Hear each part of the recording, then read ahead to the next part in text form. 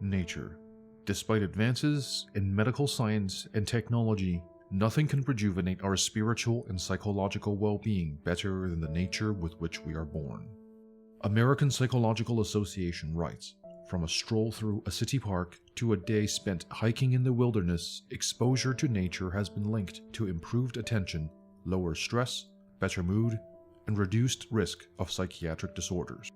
It's therefore no surprise that much of the developed world has dedicated significant amount of resources and manpower to the conservation of the greatest gift the universe has ever given us. In 1898, Gifford Pinchot would become the first chief of the USDA Forest Service. He proposed that commercial activities in forest reserves should be limited and fathered policies on developing a professional forestry service. Thus, the conservation movement was born. But despite our best efforts, our conservation endeavors have been anything but successful.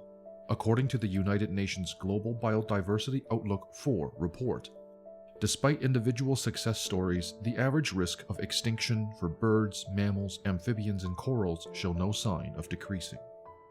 We are in no way discrediting the hard work that many have put into protecting our natural environment and saving endangered species. However, as human beings are the common denominator to the destruction as well as the conservation of our natural environment, we must examine the cause for our failures with some humility as to prevent future mistakes. To that point, we should revisit the failures behind the well-known Yellowstone National Park. Established in 1872, Yellowstone was the first national park of the world.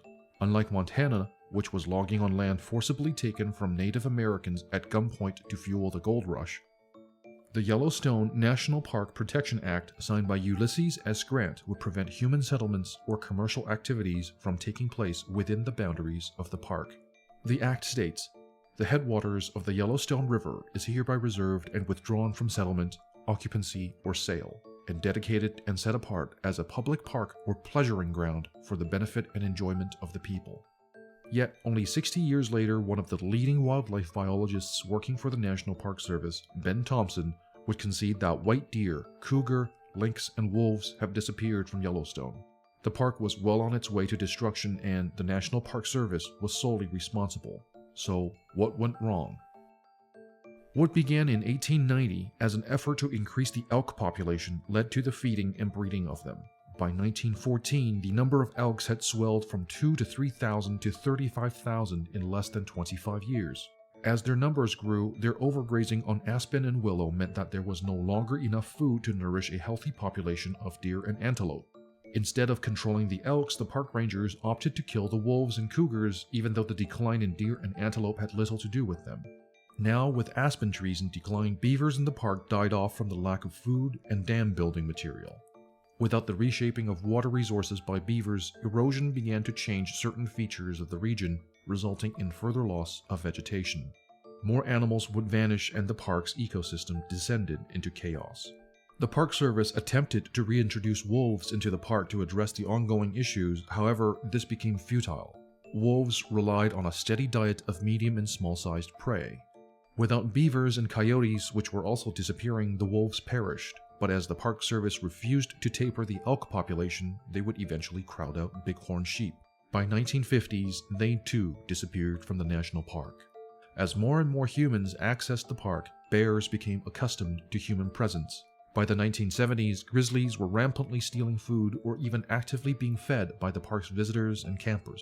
The famous cartoon character Yogi Bear, native to the fictional Jellystone Park, loosely reflected the zeitgeist of the era.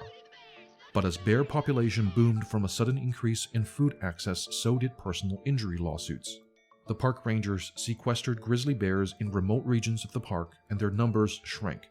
Soon, the grizzlies would become endangered. But the problem did not end there. In 1988, a massive fire swept through Yellowstone Park. By the time it had been brought under control, 793,880 acres, or a third of the park, had been burned. This fire was the result of decades of fire suppression which culminated in a massive accumulation of combustible materials. Such deadfall would have been depleted in smaller and controlled burns as previously done by Native Americans who lived here for hundreds of years. Had they been allowed to continue, the fire of 1988 would not have had sufficient fuel to sustain such an incident. Humans are terrible at conservation.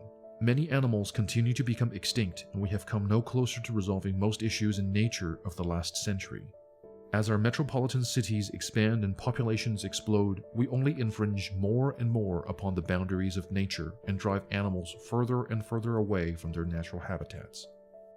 If we were ever to have a chance of preserving what remains of our nature and our planet, we must exercise humility and restraint.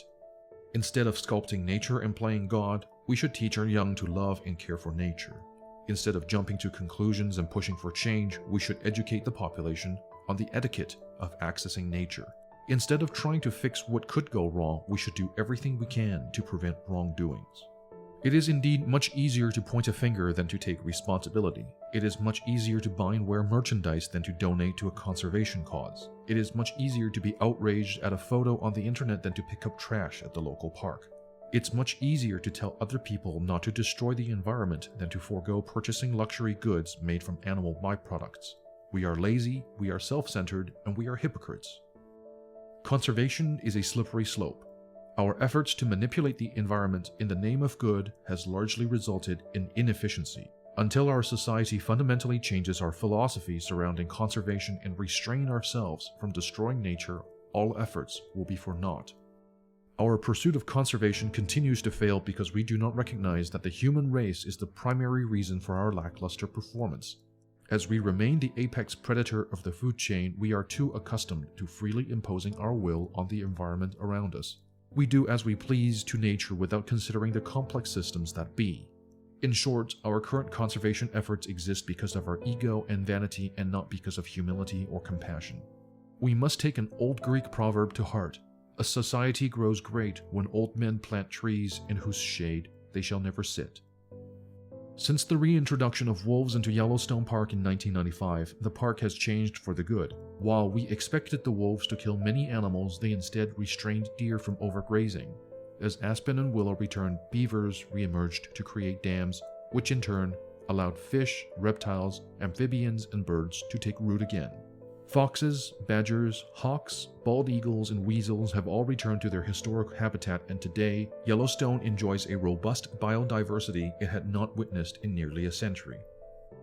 But we must remember that this was not a victory. Had we left the Yellowstone Park alone in the first place, we would not have needed to reintroduce species to the park after decades of decimation to the park's ecosystem.